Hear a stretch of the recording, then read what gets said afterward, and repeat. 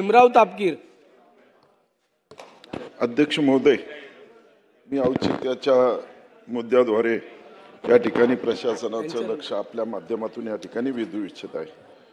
पुणे जिल्हा वेल्हा तालुका वरंजरवाडी पानशेत धरणाच्या पाणलोट क्षेत्रामध्ये दिनांक 25 फेब्रुवारी 2025 रोजी पोलीस बंदोबस्तात धरणग्रस्त शेतकरी श्री किसन शंकर कडू, श्री विजय दिनकर कडू व श्री हरिभाऊ शंकर कडू यांच्या घरावर खडकवासला जलसंपदा विभागाने कारवाई करत ही घरे जमीनदोस्त करण्यात आली. खरं तर 30-40 वर्षापासून त्या ठिकाणी हे कडू परिवार राहत होता आणि उक्त कारवाईच्या वेळी त्याच परिसरात पाणलोट क्षेत्रामधले असणारे हॉटेल्स असतील, रिसॉर्ट्स असतील, व्यावसायिक बांधकामे असतील, यावर कोणत्याही प्रकारची कारवाई करण्यात आलेली नाही.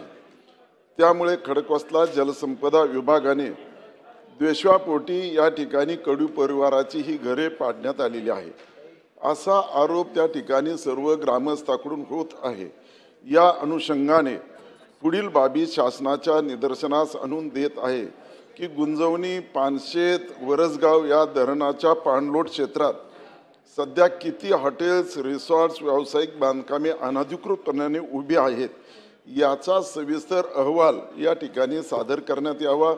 अशा अतिक्रमणधारकाची नावे, मालकीचा प्रकार, भूखंड, संबंधित भूखंडाची स्थिती व त्याच विरोधात करण्यात आलेल्या अथवा प्रलंबित कारवायाची माहिती शासनाने या ठिकाणी जाहीर करणे अत्यावश्यक आहे. एकाच पाणलोट क्षेत्रात गरिबांसाठी वेगळी आणि आर्थिकदृष्ट्या सक्षम घटकासाठी वेगळी भूमिका घेतली जात असल्यास ती गंभीर शासकीय अन्यायाची बाब आहे. त्यामुळे सर्व अतिक्रमणावर एक समान निष्पक्षपाती कारवाई होणे अत्यावश्यक आहे.